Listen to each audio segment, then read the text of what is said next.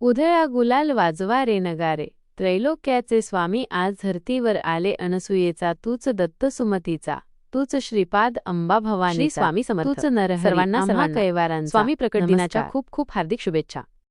आजच्या व्हिडिओमध्ये आपण स्वामींचा प्रकट दिन कसा साजरा करायचा, स्वामींच्या मूर्तीवर अभिषेक कसा घालायचा, अभिषेक करताना कोणत्या सेवा करायच्या, त्याचप्रमाणे ज्यांच्याकडे स्वामी समर्थांची मूर्ती नसेल, फोटो असेल, त्यांनी सेवा कधी करायच्या आणि कोणत्या सेवा करायच्या, त्याचप्रमाणे या दिवशी कोणता नैवेद्य आपण दाखवायचा.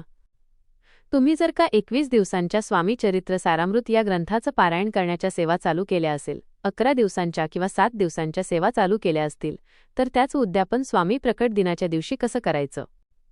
त्याचप्रमाणे बऱ्याच जणांना मध्ये अडचणी आल्या असतील, त्यांचं पारायण पूर्ण झाले नसेल, मग त्यांनी पारायण पूर्ण कधीपर्यंत करायचं, अशा बऱ्याच प्रश्नांची उत्तर बघणार आहोत.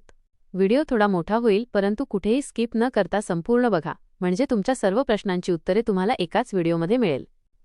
त्याचप्रमाणे चॅनलवर नवीन असाल तर असेच माहितीचे व्हिडिओ बघण्यासाठी चॅनलला सबस्क्राईब करा, बाजूच्या बेल आयकॉनला प्रेस करा आणि कमेंट बॉक्समध्ये श्री स्वामी समर्थ, श्री गुरुदेव दत्त नक्की लिहा. बघा, स्वामी भक्तांच्या पाठीशी आपले स्वामी नेहमी असतात, त्यामुळे कमेंट बॉक्समध्ये श्री स्वामी समर्थ लिहायला विसरू नका. यंदा मार्च 20 रोजी श्री स्वामी समर्थ महाराज प्रकट दिन आहे. श्री दत्तात्रेयांचे तिसरे अवतार म्हणून अक्कलकोटचे श्री स्वामी समर्थ महाराज मानले जातात. श्री स्वामी समर्थ यांच्या प्रकट दिनाच्या निमित्ताने अक्कलकोटसह जिथे स्वामींचे मठ आहेत, मंदिरे आहेत, तिथे विशेष पूजनविधी, धार्मिक कार्यक्रम, उपासना, नामस्मरण केले जाते. स्वामी भक्तही स्वामी नामात आणि स्वरूपात तल्लीन होऊन जातात. या दिवशी शक्य तेवढी स्वामींची सेवा करण्याकडे भाविकांचा कल असतो. आपण दररोज नियमितपणे स्वामींची सेवा करत असतो, पण प्रकट दिनाच्या दिवशी विशेष सेवा केली जाते. अगदी घरच्या घरी सोप्या पद्धतीने स्वामींची पूजा करता येते. मार्च 20 रोजी स्वामी समर्थ महाराजांचा प्रकट दिन आहे, त्यामुळे या दिवशी आपण आवर्जून सेवा करायची आहे. हा दिवस दिवाळीपेक्षा कमी नसतो, त्यामुळे प्रत्येक भक्त या दिवसाची आतुरतेने वाट पाहतो. या दिवशी जास्तीत जास्त स्वामींच्या मंत्राचं नामस्मरण करायचं आहे. सकाळी लवकर उठून स्वच्छ आंघोळ करून घ्यायची. आंघोळीच्या पाण्यात गंगाजल किंवा गोमूत्र किंवा पंचगव्य टाकू शकता. घर स्वच्छ करा, उंबरठा स्वच्छ करा, हळदीचं लेपन करा आणि सुंदर रांगोळी काढा. दरवाजाला आंब्याच्या पानांचं तोरण लावा आणि दिवा लावा. यानंतर देवपूजा करून स्वामींची पूजा व अभिषेक करायचा. अभिषेकासाठी पंचामृत वापरायचं, वजा दूध, दही, तूप, मध, साखर.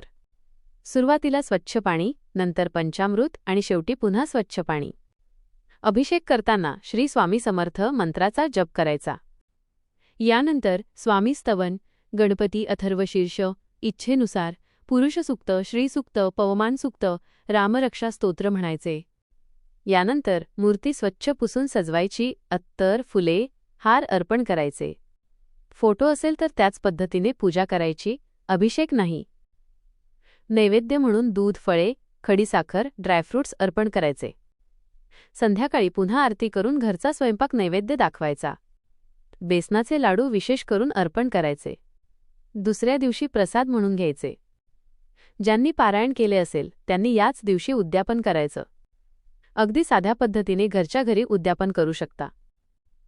तुम्हाला स्वामींच्या प्रकट दिनानिमित्त इतर काही विशिष्ट मंत्र किंवा अधिक माहिती हवी असल्यास मी नक्कीच मदत करू शकतो. श्री स्वामी समर्थ.